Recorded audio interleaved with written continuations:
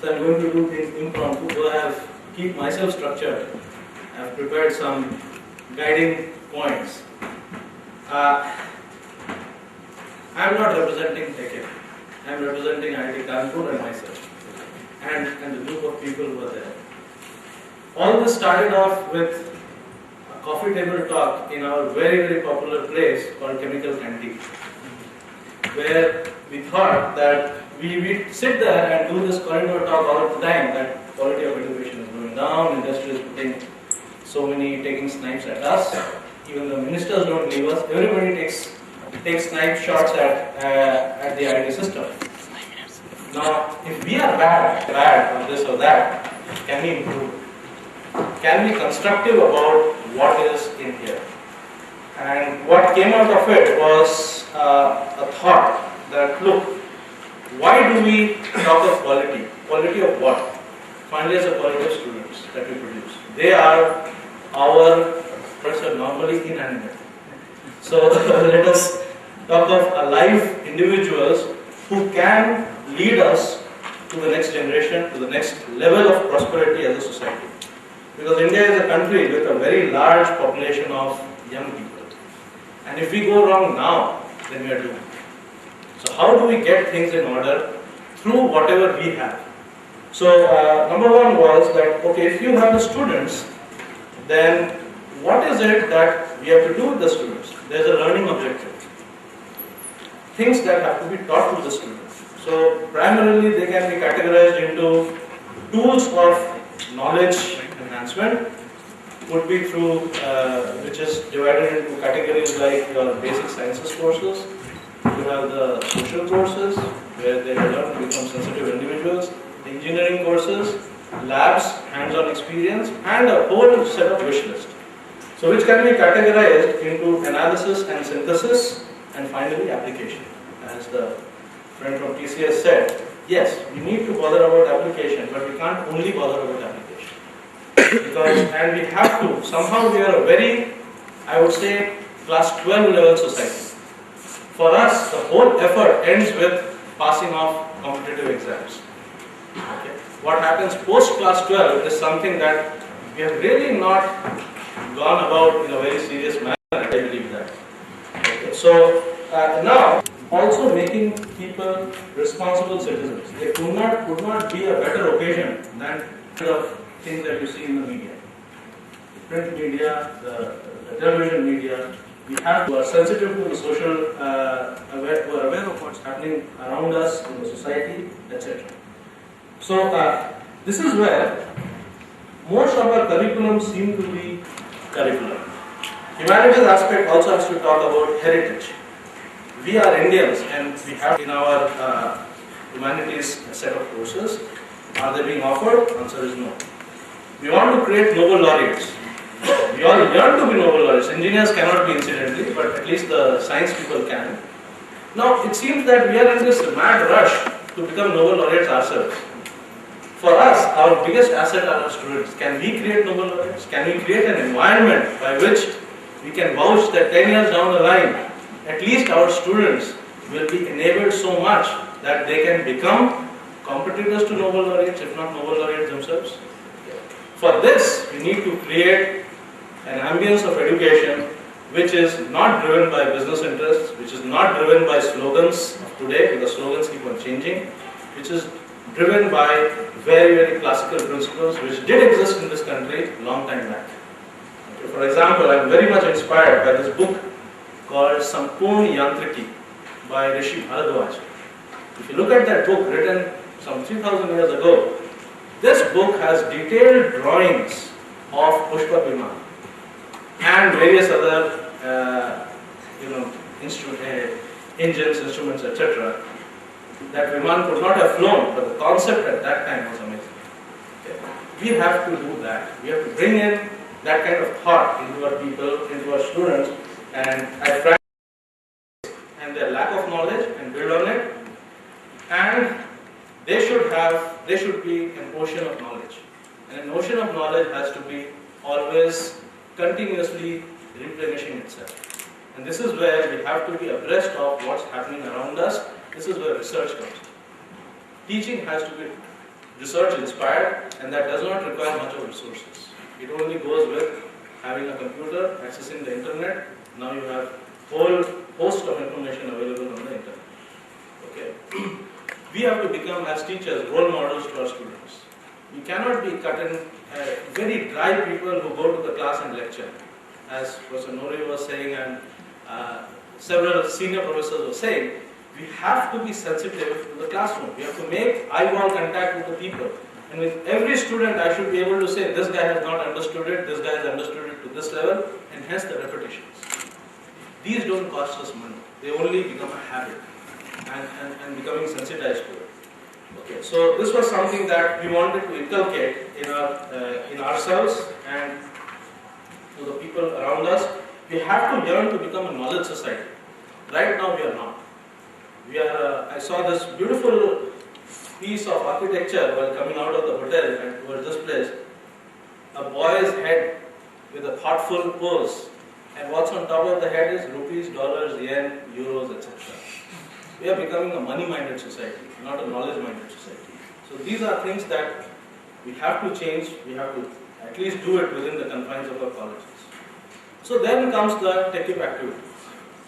TEQIP phase 2 was something which is a follower of phase 1, which I believe concentrated mostly on infrastructure building. Somehow we also have this problem that as academicians and academic institutes, we believe buildings is knowledge. Then Hawa Mahal would have been a good palace. It's not. Okay. So buildings are not the only source of creation of knowledge. We need to have knowledge to impart knowledge. So how do we do that? How do we enable the teachers? So in this, we thought of creating these conclaves, number one, where we don't come and boast of what I know, what you don't know. But we get together, share ideas, create a platform where teachers can interact and improve each other. Okay? It could be a simple thing as to how to create a set of experiments for the labs. Okay? Some very good experiments were shown today, some very good examples of experiments. If that can become something that all colleges in the quality circle around IIT Kanpur can do, it will be a great improvement without any resource crunch. And TEQIP institutions, you have the money to do those things. Okay. What we also thought is that we should arrange workshops, more of interaction amongst teachers. It's satsang in the classical sense of the word. Why should satsangs be only religious? They should be, really finally they are a platform to share knowledge. Let's share knowledge. Okay. Workshops on pedagogy and research. I think they have to go together, because without research, we don't know the 140% which is required to give 100% in the class. Okay. So conferences, we would like to have conferences which are topical. That is, we now focus on specifics. Like some of our friends were saying, like you were saying, let's get now specific. Okay. Instead of talking in the air and talking of, I would say, textbook knowledge, let's go further. Okay. Can this be initiated? For this, we don't need much of an investment. We also, in any society, see, we became known for our education long back, during the time of Maurya and the Guptas, because foreigners came. Fahian came here, Megasthenes came here, Coensign came here. We need to have influx of knowledgeable people from outside to share their wisdom with us. This is very important that we have invited lectures, we have scholars in residence, okay, which I believe the TEQIP money can support. Okay. This is something that we thought we'll do. So at least in our quality circle, we are planning these invited lectures which will be webcast to all institutions across our circle. We want to have winter schools where people can come and just develop, let's say, a lab manual. Sit together, develop a lab manual. Okay. Or we can have specific topics, for example, areas where we are lacking. As you said, that most of the education which is done, you can see there's a pattern in the way it's done. It's very exam oriented, and I would say it is more inclined towards the easy, okay, not the challenging part. So can we now enhance that part? We are also planning to have visiting faculty from TEQIP institutions who can come and participate in a class. When somebody is teaching a very, he's a very good teacher. When he's teaching a course, you can come sit there as a student and as a TA. Okay? You can participate in the class, take down lecture notes, learn how to teach that subject. Okay. From there initiates also, I would say, a collaboration or a personal association with this good teacher, which can, I hope, go further with the help of the Government of India. Then we also want to create resources. For example, we want to have, as somebody said, why can't we write? Yes. Good quality books which can be sold in Southeast Asia at least, if not the whole world. Let's target that. Why can't we translate some of the best books available into our local languages? Okay. Which the Koreans have done, the Japanese have done, the Chinese have done, but we keep on talking about these people, we never do it ourselves. Okay. These again don't require much resource, but they require effort. We want to have enhanced learning material. Can we develop better lab experiments? Can we get to the next level of research infiltrating the undergraduate and the graduate teaching? Okay. Then we could have also vernacular lectures. You simply go, sit in front of a camera, we are getting recorded right now, okay, and talk in your native language, the subject that you want to teach. It will help at least 60% of the class. Because most students, unfortunately, are foreign language disabled, where English is the foreign language that we unfortunately talk.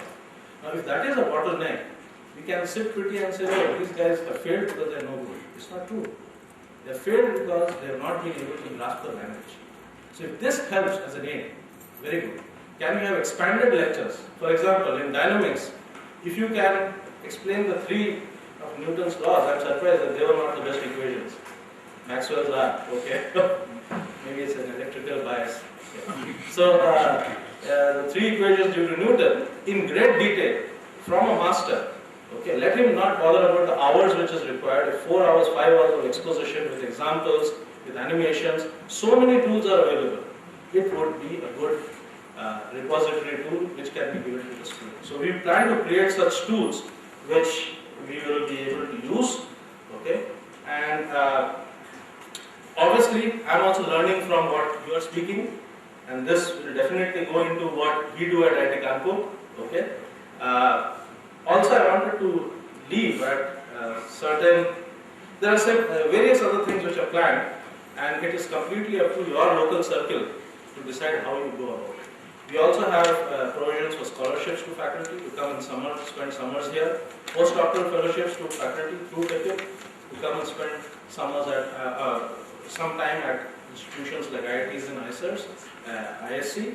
Okay. You could have resident distinguished professors, get people from outside to come and spend time there.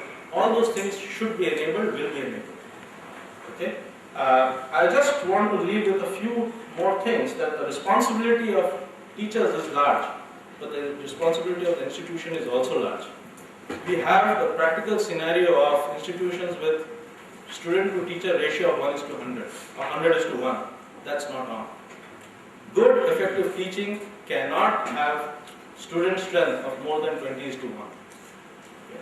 Otherwise, you will just not be able to give that kind of attention which is required. So institutions have to also look at their hiring policies. Okay. And once you have hired, don't start pointing fingers at them. These are your resources. Train them, take care of them, take them to the next level. Okay. The responsibility of the nation, of the society. Education cannot happen without patronage from society. This is history, the way historically a society has grown because education was patronized. You cannot leave educators and education institutions at the mercy of the market forces and say, go get your resources and run on your own. You cannot have a peaceful environment within which knowledge can grow and nucleate. Okay. So these are some things that, at least from our side, we are trying to push with the ministry, with whoever we are interacting with. We keep on blabbering, let them understand, not understand. Our job is to talk, their job is to understand. By the way, 1 crore students graduate from class 12 every year, out of which the population to PhD is 65,000 only. And that is not all in engineering. Engineering is a small part of it. This is a thought that you should also stay with. Okay. I had many more data, but I'll not stop because my 3 minutes are over.